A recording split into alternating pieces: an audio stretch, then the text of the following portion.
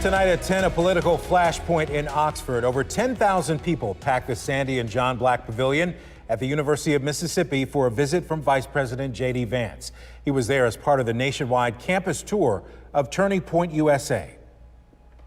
Have you, and we know that you are the future of Charlie Kirk's legacy. So thank you for being here.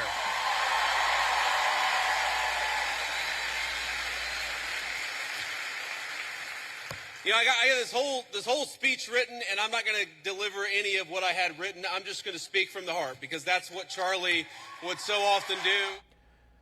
The vice president took the stage alongside slain conservative activist Charlie Kirk's wife, Erica. The event on the U of M campus, just the third since Kirk was shot while hosting an event in Utah. Thanks for joining us at 10. I'm Troy Johnson. And I'm Megan West. Kirk and Vance stepped into the spotlight to deliver their message to this crowd of thousands. The visit to Oxford is the only stop on the tour for Kirk. She and the vice president greeted again by a massive crowd inside, but there were counter-protesters outside. 16 WAPT's Carlos Garcia in Oxford tonight. Do it for Charlie. Do it for Charlie. An emotional evening at the University of Mississippi as Charlie Kirk supporters and oppositionists. You gave us the path, and now how can you stop it and tell us we don't belong here anymore? Gathered on the campus as a part of the slain conservative activists' nationwide tour, rebranded as the This is the Turning Point tour. It welcomed 10,000 students, politicians, and challengers to Kirk's ideologies to the Sandy and John Black Pavilion. And Charlie's murder might seem like we're standing in a shadow, as if death was the victory meant for the enemy, but looking around in this arena, you are proof that this light of truth burns so brightly.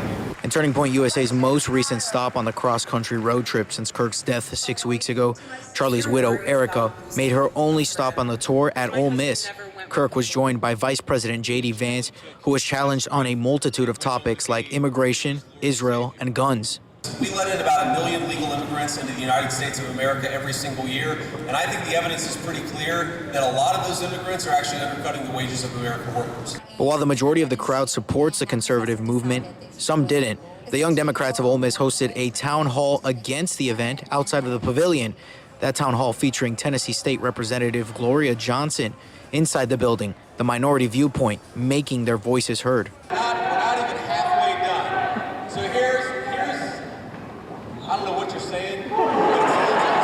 Why are we making Christianity one of the major things that you have to have in common to be one of you guys, to show that I love America just as you do?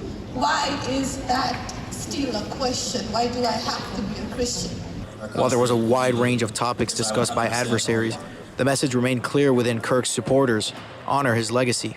If you care about this country, love it enough to get involved in the process and how we govern it. That is the only way we are going to save the United States of America, and that is perhaps the greatest contribution that you can make to Charlie Kirk's legacy. We bow only to the King of Kings.